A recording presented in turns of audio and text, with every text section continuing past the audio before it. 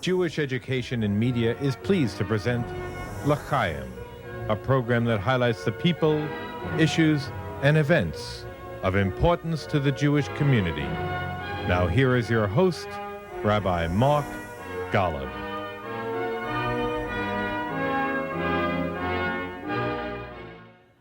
I'm Mark Golub. Welcome to another very, very special edition of L'Chaim. By the way, I have had the chance to sit with this man many, many times over the course of my career in Jewish broadcasting. It began in 1979 with L'Chaim, when L'Chaim was only on radio. And in my first show, the very first show, first Sunday in February of 1979, my guests included people who listened to the show. First, the highlights of the last few minutes of a yeshiva high school final championship game from Madison Square Garden. A meeting with Isaac Bashevis Singer. And the third segment on the very first show we did back in February of 1979 was with Elie Wiesel, who is the individual I have experienced to be the person Jews want to hear most. It's been true since before 79 through to this day. And lucky me, Elie Wiesel has been one of the individuals who has helped me make L'Chaim and now Shalom TV possible. And I've said to you before, not only is he one of my heroes, and he is the hero of so many, many people, but he's also the person who taught me that the answer to a friend's question is not yes, but is of course.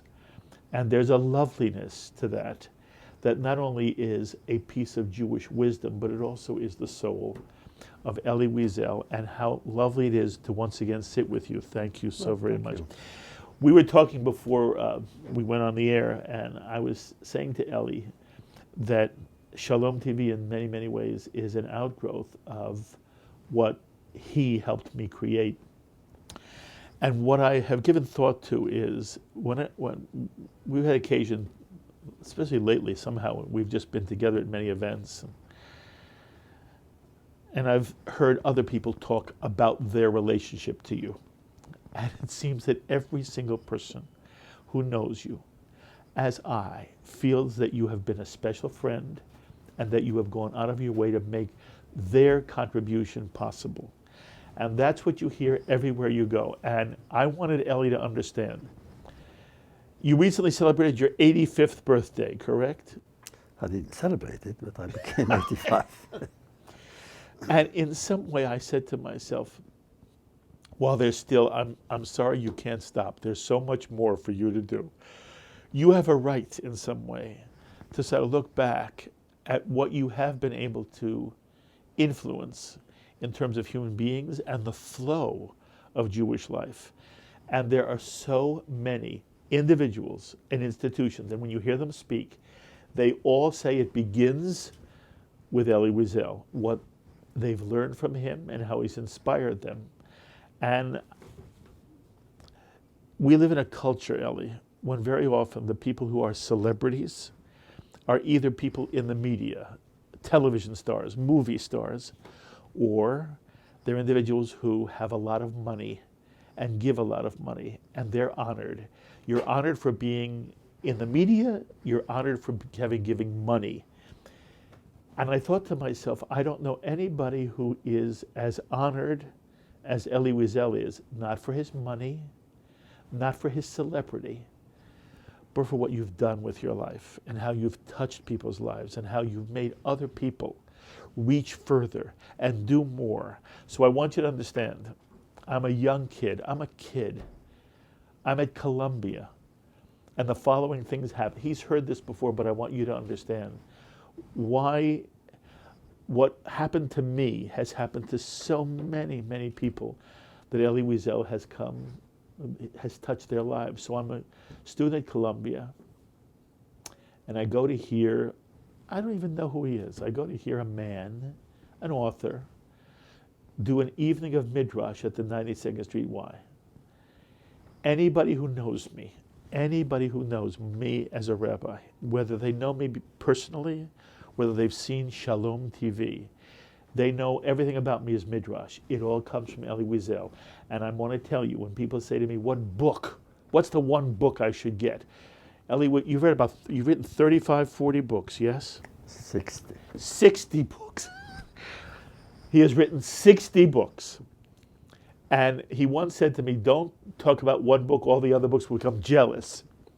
But the truth is that he has written a number of extraordinary books. One of them is called Messengers of God, which is Elie Wiesel's articulation of Midrash, the legends, and the rabbinic insights into how you interpret and how you read the great stories of the Torah and the Bible. If you want to ever get for your own education, if you want to understand what the Jewish tradition is all about, you read Messengers of God. That's where you start. Messages of God is a compilation of some of the things that I heard Elie Wiesel do at the very first series of lectures. I went week after week to the 9XBY. Opened up my entire understanding of Judaism thanks to what you did. And then in 1979 we create L'Chaim, and the man who is constantly encouraging me and becomes one of the first members of the panel of commentators is Elie Wiesel. There would be no L'Chaim without Elie Wiesel. And there would be no Shalom TV. By the way, before Shalom TV, I read a book that Elie wrote called Jews of Silence, which was an eye-opener for so many of us on the American Jewish scene who did not understand what the Jews of the former Soviet Union were going through. And you went and you wrote again in your inimitable, exquisite fashion. You were their voice for a moment, the Jews of Silence. And I became sensitized to the entire movement to save Russian Jewry. Stood shoulder to shoulder with Avi Weiss and Glenn Richter. And ultimately, when Operation Exodus brought in Jews from the former Soviet Union, we created the first Russian language channel on television in America. And that changed my life. And it was because of what I had learned from and was sensitized by in reading Elie Wiesel. And then when it came time to do Shalom TV, he was kind enough to say some very, very lovely things about me. And Shalom TV was born as the first Jewish television network in the history of American Jewry and American television. And if that were not enough, again, as a young Jew growing up, and I'm born after World War II, I did not have any personal experience in the Holocaust. And fortunately for me, none of my family were victimized by the Holocaust in person. And so for me, it was Elie's book, Night, which is now not simply a Jewish classic. It is a classic of world literature. A small, unpretentious, extraordinarily powerful description of some of the things that Elie experienced as a child in Auschwitz with his father. And it changed my life. And it changed the way I looked at Jewish history and the Jewish future. And when I'm describing about me, I could bring in hundreds of thousands of people who would sit here and they would say one thing to you: thank you. And that's something that is a rare gift that you've been able to give. And not everyone can say that their work has touched the lives of people the way you have touched people. And I'll say it again, everybody who knows you thinks you're their best friend. That's an extraordinary compliment to you. I'll say one last thing and then we'll want to hear Elie speak. It's not simply a Mark Golub or, again, other individual Jews. We just spoke to Alan Dershowitz, who sang the praises of Elie Wiesel as turning him on to what Judaism really was. It's not just the individuals. Few people are recognized for their work the way Elie Wiesel has been recognized. You all know that in 1986, an author, and by the way, if you ask Elie Wiesel, what am I, he'll tell you he's an author, a novelist, a fabulous writer. He won the Nobel Peace Prize. The Nobel Peace Prize. He is a Nobel laureate for peace, as someone who has spent his life championing the cause of all the oppressed and all the persecuted everywhere they are on the face of the earth. 1986 Nobel Peace Prize. He, in 1984, was given the United States Congressional Medal of Honor. In 1992, he was given the highest honor a civilian of this country can receive, the Presidential Medal of Freedom. And just a couple of weeks ago, as I'm sitting in his foundation's office right now, just a couple of weeks ago, Elie Wiesel received, and again, there are a list as long as my arm of how he has been recognized by many, many literary groups, by the State of Israel, by other countries. But he just received, in November of 2013, from Israel's President Shimon Peres, he received the highest civilian award that Israel can bestow on a human being. He received the Presidential Medal of Distinction for his unique contribution to the memorial of the Holocaust and in light of his uncompromising striving for peace and tolerance. Mazal Tov on the latest in a list of many, and you know how much I appreciate and love you, and just to be able to sit with you again in your office is an extraordinary honor for me. So I say once again, welcome to L'chaim, Elie Wiesel. I think we should meet every day. I need to hear these words in order to continue. That's so sweet of you. Everybody tells you every day. So I say, you know, we've spoken about so many things before. But I want to know now, do you ever think to yourself, I was once a young boy, a bar mitzvah in Siget, and then I was 14, and I was 15, and then I was swept up in the darkest night of human history. And what would I have ever imagined of my life had someone said to me at 13, imagine the future, Eliezer. Imagine the future. Or if somebody had come to you in Auschwitz after your father died, which was only months before liberation, and let's say it's the day of liberation and somebody said to you, Elie Wiesel, can you imagine what your life is going to become? Can you reflect for me about what it means to you to have seen who you were as a young boy in Siget, as a number in Auschwitz, and then how your life has unfolded? What do you say to yourself, and what do you and Marion ever reflect upon? It's always good to talk to you, to listen to you, and to be with you on your road. It's a great road that you have chosen on Jewish television. It's a good thing. We live in a time, at a time of pictures and of words, and you combine both in a great magisterial way. I often think about it. I see myself then. Surely I cannot tell you it would be a lie that at that point I thought it was a distant future. For me, the future was then a larger portion of bread in the morning. And that larger portion of bread was to me more important than the greatest book in the world, the greatest novel written by the greatest novelist. Just a piece of bread, which means a piece of bread meant not only redemption, but also truth. You want to know what truth is? Think of a piece of bread for the hungry. And that piece of bread represents anything in the whole world and everything beyond. So of course I didn't think of that. In those days, the future was dark, but the past never left me. I describe it in my recollections that I used to get up early in the morning in Auschwitz because somebody managed to sneak in a pair of tefillin. And my father and I would get up earlier just to stand in line for 1 minute to say the bracha on Birkat Tefillin, Hanachat Tefillin. Now when I think about it, it was senseless. It was absurd, really, and useless. To say all the good things about God, there. No. But I did it. Why? To this day I wonder why.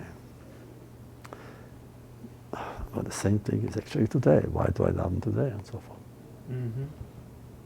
I have all the good reasons in the world, the logical reasons, why I shouldn't. And to say to God, Ribono Shel Olam, Master of the universe, you did everything in the world to move me away from my childhood's religion. Okay, you succeeded. Goodbye. Why don't I? A bit too easy. I don't like easy answers. And the main thing is,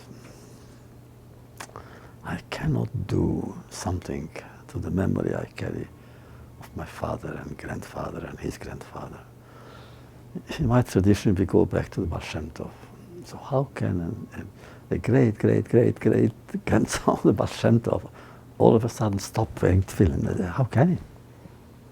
Although you experienced things they never did. It's true, but nevertheless, I remember them. And I remember what they tried to teach their generation. That for the Jew there is no other option than being Jewish. But profoundly Jewish. And Jewishly Jewish. Well, does it mean that I do not belong to other traditions? Of course I do. I write in a language which is French, okay, French. But I teach in English. But nevertheless, deep down, the Yiddish in me of my childhood is still here. And therefore, my first book was written in Yiddish. It was called Und die Welt hat geschwiegen, and the world was silent. Remember, it came out in Buenos Aires. They had a publishing house for Yiddish literature. And I came to Buenos Aires accompanying a group of Jewish refugees whom I discovered from Israel, who were not allowed to disembark here. So they were deported. So I joined them. And they went to Buenos Aires. I accompanied them.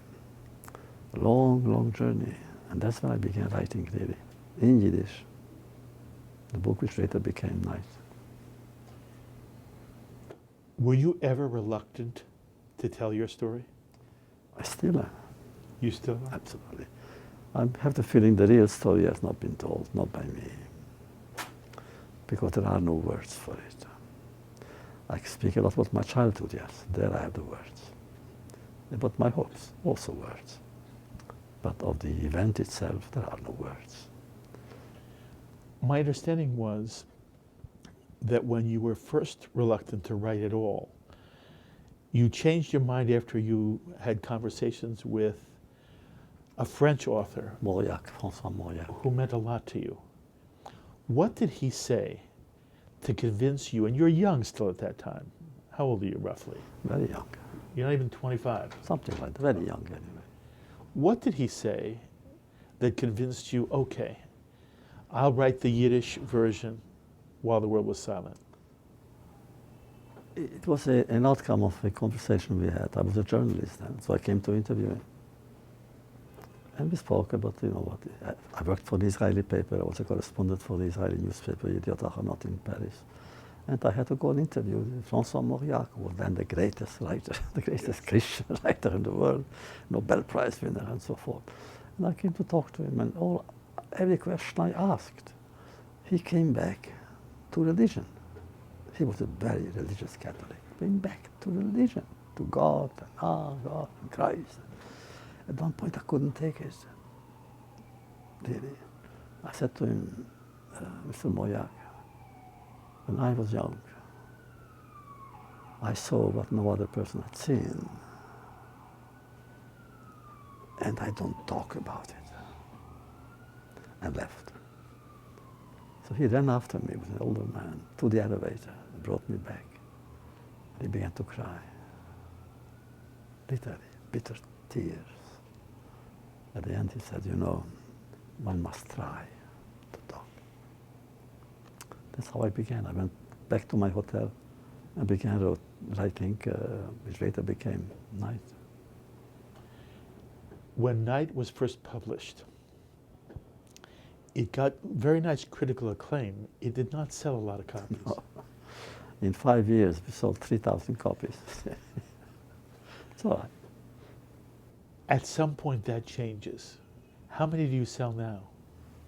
A lot, I don't know really. I don't know. There are thousands and thousands, in the tens of thousands and even hundreds of thousands of this book sold now. And Oprah Winfrey also made it one of her books on her when she was doing her weekly ABC show. And you went with Oprah to Auschwitz. What was that like for you? Was it a positive experience for you, Oh, absolutely. going to Auschwitz with Oprah Winfrey? It was her idea. Yes. I would never have thought about it. Her idea. Was I it the met her first time you were before. back in No, I had Auschwitz? met her, yes. I think the second time maybe. Second time. But the first time was very quickly afterwards. I had to go back on official capacity or something. Okay, you hadn't been there in years. Yes. I sometimes think to myself, one has to be very, not only humble, but one has to have enormous respect for the survivor and only take from the survivor what the survivor wants to give. In other words, nobody has a right to say to the survivor, tell me. And yet, you have made a point of telling your story the way you wanted to tell it. And I believe you've been helpful to other survivors who've written in their own way and in their own voice. I still am worried that a vast number of Americans, including American Jews, have a Hollywood idea of what a concentration camp was and what the Holocaust was. A TV view, a Life is Beautiful movie view. And by the way, I saw a movie you did when I was very young also. I was very jealous I didn't do the movie with you, where you talked about Siget. You just stood in front of a camera and talked. And it was called Siget, if I'm not mistaken. If people can get a hold of that film, extraordinary film. And what I've said to people often is that when you read Night, it is not a gory book. And yet when you're done, you've been through something extraordinary and you're never the same. And it's very powerful and you may cry for days. So I'm not asking you to tell me gore. And there are very powerful scenes in Night. Horrific experiences you had to experience as a person, as a child, as a young boy, young man, as a son. But if you wanted Americans, let alone American Jews, Americans, to understand the realness of what was so horrific for everyone in the camp, what's the one or two things you'd want us to always understand? That in those times, to be Jewish in those places meant to carry a death certificate in one's own being. In those times, in those places, to be Jewish meant to be sentenced to death. So you lived in death, not waiting for it. Why did it happen? I don't know. We live in a civilization that explains many things to us. Mainly the how it happened. Oh, we know a lot. How we go to the moon and even how it happened during the war and those, they show you the barracks and the figures, facts, pictures. They show you really how, but not why. Why did it happen? My God, why Auschwitz? There is no answer for that. If there is, I reject it. Mm-hmm. Mm-hmm. There is no answer. You can only say God willed it, really. Really, really, what an insult to God. God imagining Auschwitz. Is that why he is God? And yet, if I were not religious, I would have an easier time. I wouldn't have these questions. But I had them and still have them, which means I don't accept an answer. Certain questions must remain open. I think if I survived, I don't know how or why, I was the wrong candidate. All my life, I was, an only child, only son among 3 sisters. Always living in the yeshiva, living only for books, for the Talmud, literally every single day, only study, nothing but study. I was the wrong candidate to survive. I've never done anything courageous. I never imagined to do anything heroic. To me, a heroic act would be to discover a new meaning in the prophet's vision or something. Yes, that's heroic. I have not. So really how I managed, I don't know. Before my father died, I knew I wanted to live for his sake. I knew if I die, he would die. When he died, I didn't want to live. I did nothing to live or to survive. I was, first of all, again, too afraid of doing something. To stand in line, yes. Out of line, no. I've never done anything courageous, just to remain alive. How? That's why I don't know. Now, if my faith were as pure, as strong as it used to be when I was a child, I would say, of course, who knows God's design, I don't know. But the fact is, I was wrong, really. I was the wrong candidate. And I survived. Your life after the Shoah has been in response in many, many ways. A response that proves why you survived. I think you would agree with me. No Jew in the camps who experienced the Shoah should ever have to find a reason to survive. They have a right to survive because they're a human being. And yet, there are many survivors who have a guilt feeling that why did they survive and others did not. It comes back to the very first question I asked you. Your life has been, whether you planned it or not, whether you chose it or not, you have been given an opportunity and you've always answered that call. You have been a voice that has sensitized and awakened others. There is something heroic in that too, is there not? Depends what we call heroic. For me, I was so timid. For me to speak to a girl and blush, any girl, that would be heroic, that I dare to speak to a young But now girl. you're speaking to presidents and other people of power. You speak truth to power all the time. Where did that come from, Elie Wiesel? Oh, probably from my father. Your father's name was Shlomo? Shlomo. What was he like? He had a business, it's a grocery store. And most of the time he was in the grocery store, and before holidays, all of us were there to help him. I was the wrong person to help, so they made me simply to keep account, who owns how much money to us. And if somebody was poor, I didn't put down his name. But my father he lived really for Ahavat Israel, meaning to help other Jews. That was his life.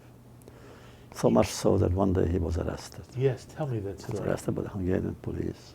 Because? Because he obtained false papers for Polish Jewish refugees in Budapest. He went to Budapest and brought them to Sziget, to my town.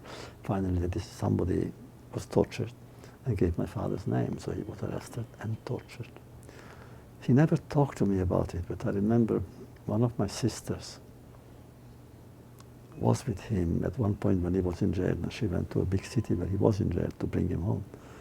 And she, on the way back in the train, he told her what he went through. So my father really lived his life. So was everybody in my family, really, my mother, my grandparents. When he returned, was he the same? Not in the beginning, no. Not in the beginning, but then came holidays and Shabbat and so forth, and of course he overcame everything. At least he hid it. Occasionally we spoke in Auschwitz already. I wanted to know more about what he went through in prison, but he didn't tell me. One of my sisters told me she knew. Did she tell you? No, didn't want to tell me. She didn't want to cause too much pain. Did you cry in Auschwitz? Never. Nobody did, strangely enough. Why do you think that's true? Because I think deep down we felt that if I begin to cry, I wouldn't stop. Probably in my case. I'm sure it was the case of many others. If you begin, where do you stop? You cannot stop. Have you cried since? Of course. Never things happened to me.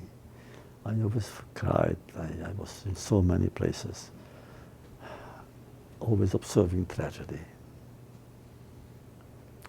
And that it happened that when I saw tragedy, either in Asia or in the Middle East, I saw tragedy.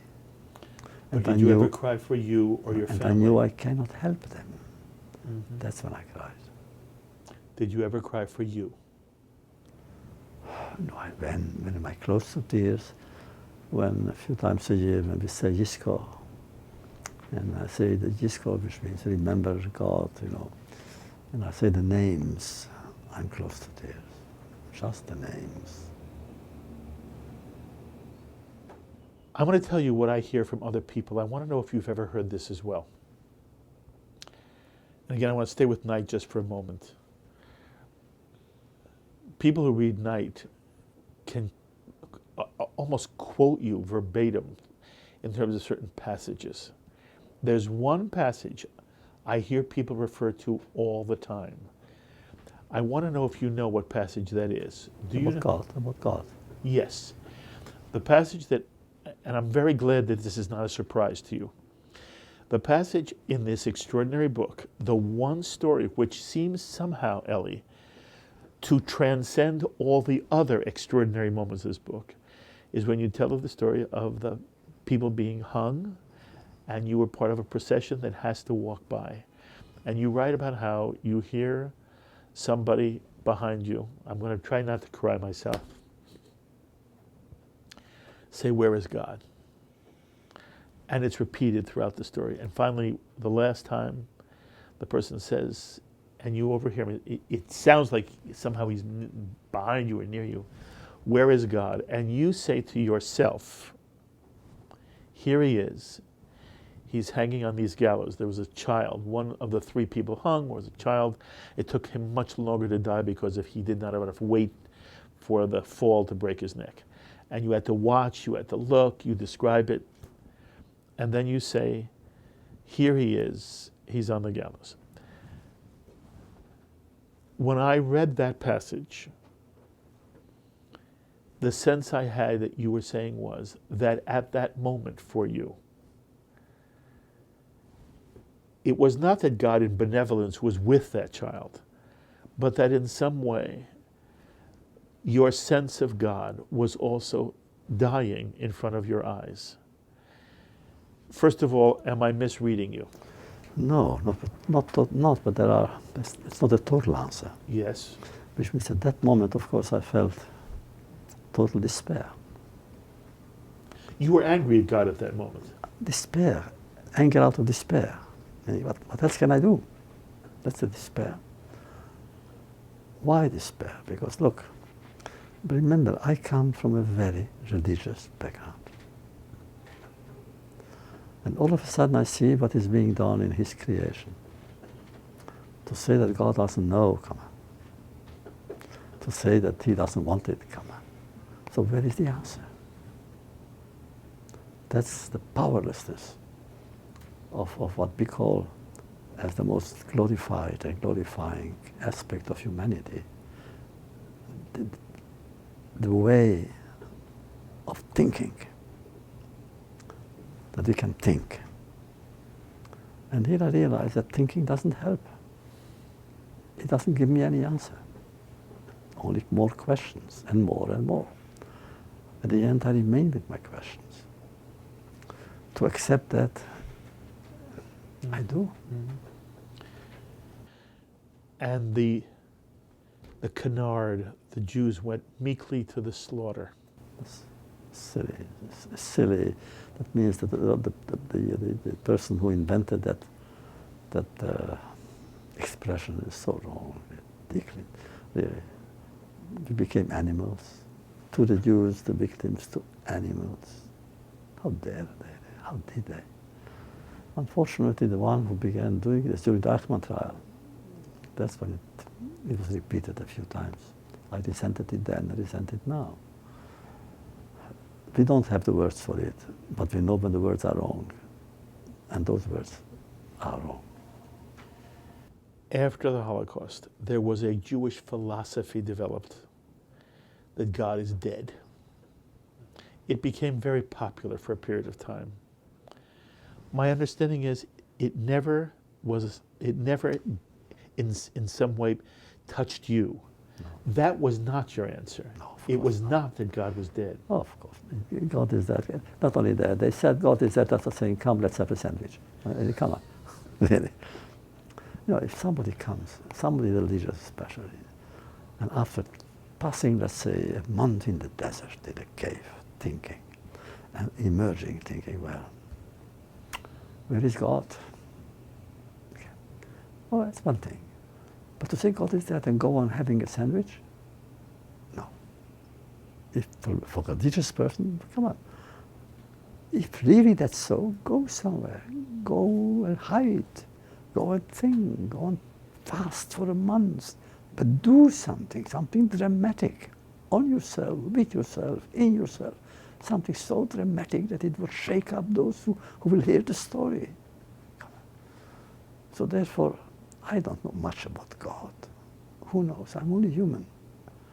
And that is a tragedy, the tragic way in Jewish philosophy and religion. God is God and only He knows. We don't. So where is God? I don't know. What did He do while I can ask the question, but yes. We know what He did when Abraham tried to sacrifice Isaac, what the angels did. Where were they? The angels were crying, we are told. When Abraham was trying to sacrifice Isaac, then the angels wept, and their tears fell into Isaac's open eyes and blinded him. Hey, where were they? When hundreds and thousands of Isaacs were going to their death. Where were they? So of course I have questions. I don't know the answer. But does it mean I shouldn't continue looking? Of course I will continue, knowing I will never find the answer. There is no answer powerful enough to be equal to the power of the question. So Eli, you went into the Shoah when you went into Auschwitz roughly at the age of 15. It was near the very end of the war. It was almost unnecessary what happened to Hungarian Jewry. Just a cruelty that is very hard to understand from a human perspective. Mark, it happened in 1944. The ghetto was established in April 1944. The entire free world knew about Auschwitz. I'm sure you can check, and you have checked probably, history books in America. Washington knew about it already since 1942. We in Hungary didn't. When we came to Auschwitz, and my father looked out through the window and saw the name Auschwitz, it meant nothing. At that point, Washington knew, London knew, the Vatican knew Auschwitz. If Roosevelt and Churchill and the Pope had gone on the radio, Hungarian Jews don't go to the train station. I can tell you, hundreds and thousands of Jews would have hidden in the mountains in my region. The Russians were 30 kilometers away. At night we heard the guns, the gun exchanges. We heard them. We knew very well the Russians are there. It's a matter of a few days, maybe. We could have hidden in the mountains. There were good Christians among our neighbors who would have given us shelter. But none of them felt the need for it. So first we went to the ghetto, and then to the train station. That, of course, we didn't know. Had we known? But nobody told us. And this is something which I don't understand to this day. That Roosevelt and Churchill did not go on the radio, and we listened to the radio even in the ghetto. Illegal radio. We had radios in the ghetto. We had it. In our apartment, we had one. We had heard saying, don't go because of Auschwitz. Maybe some would have gone anyway. But I can tell you, I know my father would not have taken us. The mountains were there. We could have gone into the mountains. We had a Christian maid, Maria. She came into the ghetto pleading with us, come to my home, she said. I will feed you, I have everything, come. If we had known, we could have gone. So that's what, something there was wrong. That London, Radio London, the BBC, and Washington, and the Vatican didn't warn us not to go is wrong. To this day, it's wrong. In the early 40s, many Jews were deported, foreign Jews. They arrested the foreign-born Jews. Some of them came back and they told terrible stories. That most of them were shot, mass graves and so forth. But we continued living. Had we believed really what we heard, I remember one of them called Moshe the Beadle. Moshe the Beadle. Moshe the Beadle. And he told us, I was there. His family were killed in his eyes. He was a poor man, his mind. Had we believed, again, we had Christian friends, they would have given us shelter, no problem. You're a human being. You have emotions. Try to be. You have emotions like everybody else. Are there times when you still are just so angry thinking about these things? Not on these things, no, what could I do? I'm angry even today when I see there are injustices in the world that I cannot help. Then I'm angry at myself, of course, not among others, but I'm angry. That is the only anger I have against injustice. Are you still angry with the German people? The German people as such, no. I never believed in collective guilt or in collective innocence. There is no such thing. It's an individual, human endeavor to do something in order to be worthy of being called a civilized human being, or an honest human being, or a kind human being. Sure. I know that. But nevertheless, it's the Jew in me that speaks always. And the Jew in me says, look, we have seen so much the last 2 years of exile. Have we learned? So some people say, yes, we have learned, therefore we need a state. And therefore Zionism said, this is the answer. Look, they are right in thinking so. I don't live in Israel. To this day, I really don't know really why I could live in Israel. I could have gotten a good position at the university there and teach. But why I choose diaspora still. I still am a Jew of the diaspora. Interesting. Are you comfortable now with the way in which the Jewish community has in some way decided to, for lack of a better word, memorialize the Shoah? By the way, you were one of the people who said the word Holocaust was inappropriate. You talked about the Shoah and the Churban, and it was an important lesson for us all. And you and I have spoken other times that the use of the word Holocaust now trivializes what happened. But I'm asking you, as you see, you were one of those who helped create the Holocaust Museum in Washington, and you were on the presidential committee that created basically an American awareness of the Shoah. Are you comfortable now with the way in which the Jewish community commemorates Yom HaShoah every year? Look, they are doing their best, but we need, not by say they, I think we all need to find the words, to write a new litany. Just like that, a new litany. That when future generations will repeat it once a year, maybe on Tisha B'Av. Begin wanted it to be on Tisha B'Av, which is okay. And it remained now on Tisha B'Av. To read it on that day and really let their hearts weep and weep and weep and weep. Of course we need it. do you ever worry that in some way the Shoah has been commercialized? Oh yes, I am. I'm worried, of course. Look, maybe you remember when it became Hollywood occupation with movies and more movies and so forth, with fiction. I wrote about it. I usually don't like to criticize other people. About books, I don't think I've ever done really reviewed negatively a book. But when the films came out, I got telephone calls from the editors of, let's say, the New York Times at the time, saying, if you don't speak up, nobody will dare. So I had to.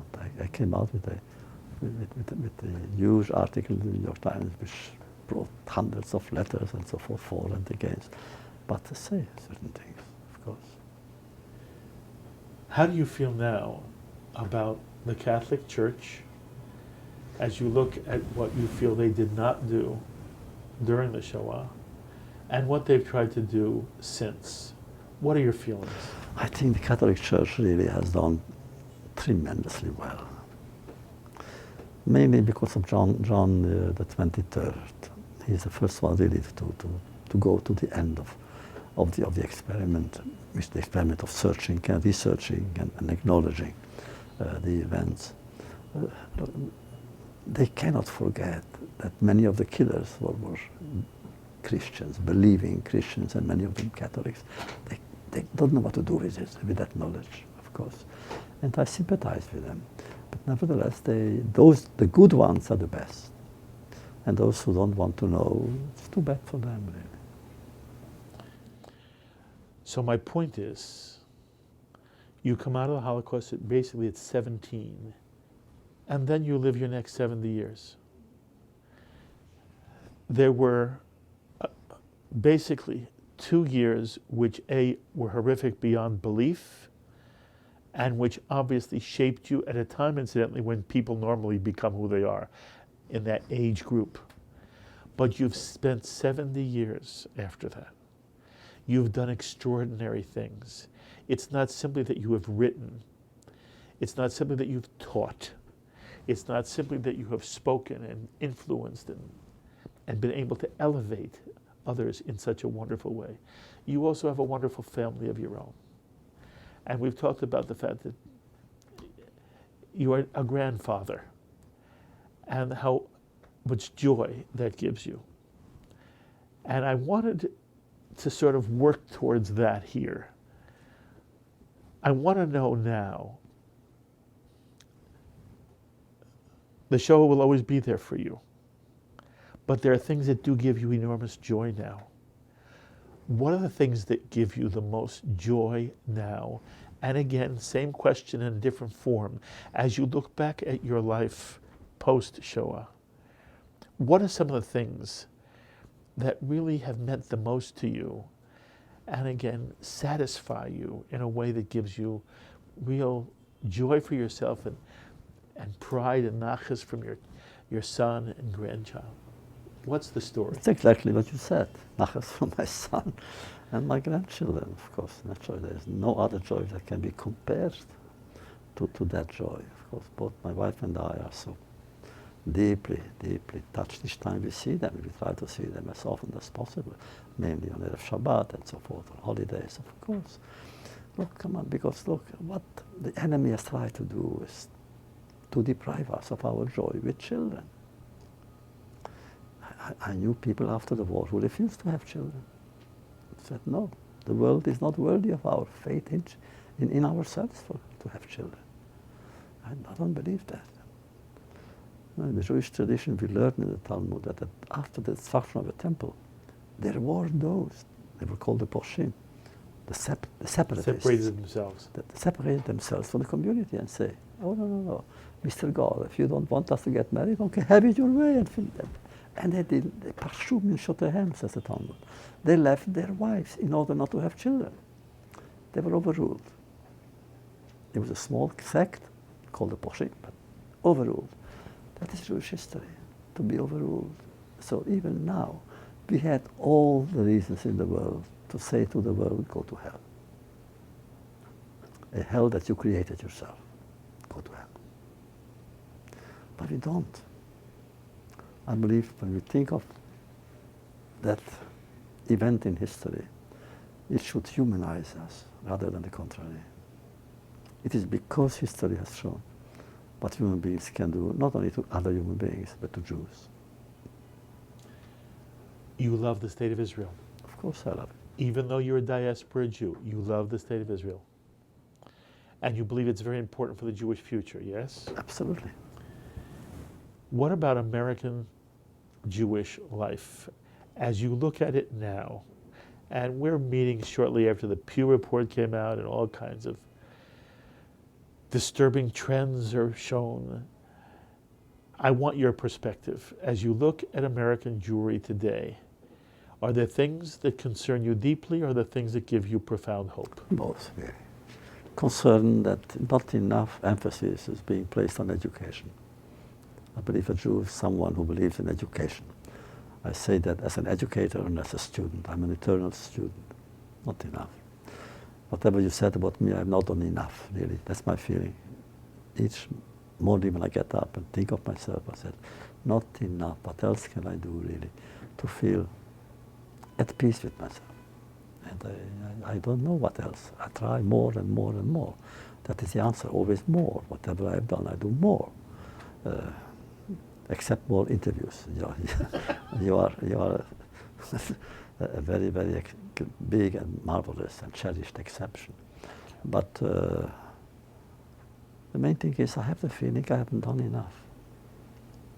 Even now, it's very sad after my age really, to come to that conclusion that yes, I try to do something with my life. And what I'm proud of mainly is my family really. That I have a son and he got married and he has children. When I'm with my grandchildren, I see myself with my grandfather. With your grandfather? My grandfather. What was his name? Dovid, and short Doje Feig. And the only thing I'm so sorry.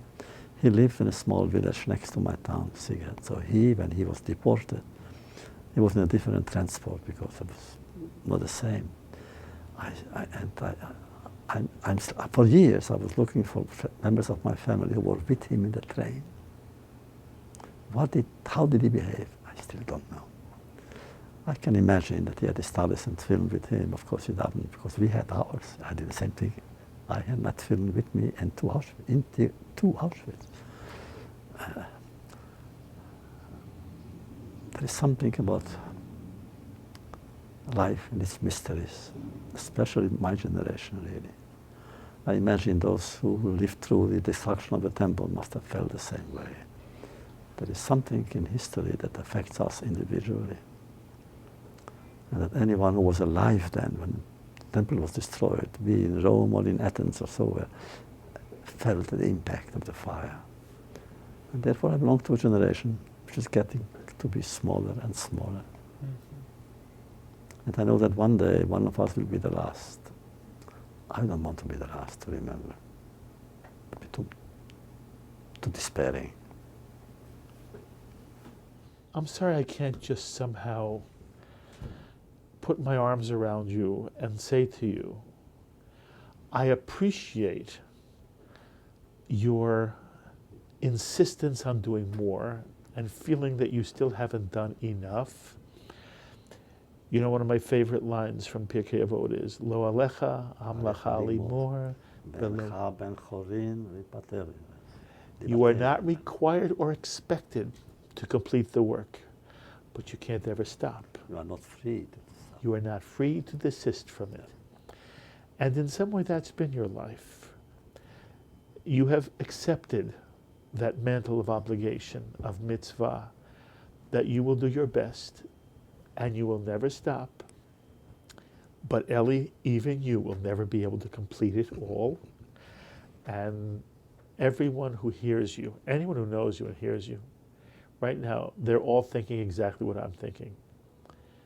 You're out of your mind. What you have done is extraordinary beyond any human being's wildest dreams. And in some way, it is who you are, that you will never be satisfied. And there is a humility to you that I've experienced throughout the last 40 some odd years that you and I have been together. but you should have some peace inside you. Not enough. You should have peace inside you. It's always You not should. enough. You I have, should. again, I have. Good, peace. good. I have, and I've got Good. children, but not enough, really. I have done this. I am not that naive. I try to do something with my life. I know that. Even the fact that we can sit here and talk, we wouldn't have met if I had not written books and so. That's correct. Otherwise, and that's a miracle. Yes, it is. Any true encounter of two human beings such as you and me, it's a miracle that we made, and therefore. Yes, I get you. Yes, you're the miracle. Sure, I was but, there. No, but we are grateful for that. Come on, we are grateful for miracles, Thank you. sure, daily miracles and good miracles. But the fact is that it's never enough. Whatever we do is not enough. Maybe I hope you don't have that kind of feeling. I have that feeling. I know I have done. I speak to presidents when needed, and whenever Jewish people need something, I immediately ask. It's not enough. What would be enough? I don't know. But I know it's not enough. You're wrong, but I appreciate it. I'm not going to argue with you. What a participant you've been. What a dear, dear friend you have been. What a source of strength you've been to me, as you've been such a source of strength to so many people, everyone you touch. Kol tu v'hatzlacha, and you know, it's not just that I love you. I can't thank you enough for helping me become who I am, Elie Wiesel, as you have done for so many other people. And I wish you now only happiness, success, and continue to do all the good work that you do. And to you too. Thank you. Elie Wiesel, there's no words.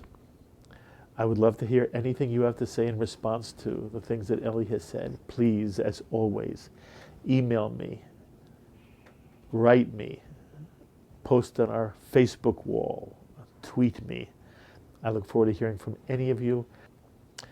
And I hope you understand that there are people in this world who in some way have the gift of making all of us more human, more sensitive to the pain of others, and more determined to do everything we possibly can to make this world a better, sweeter, lovelier, and in the Jewish tradition's word, holier place. No one has done that more than Elie Wiesel, and it's been an honor for me to sit with him and share him with you. Until the next time, I'm Mark Golub, L'chaim, my friends, to life.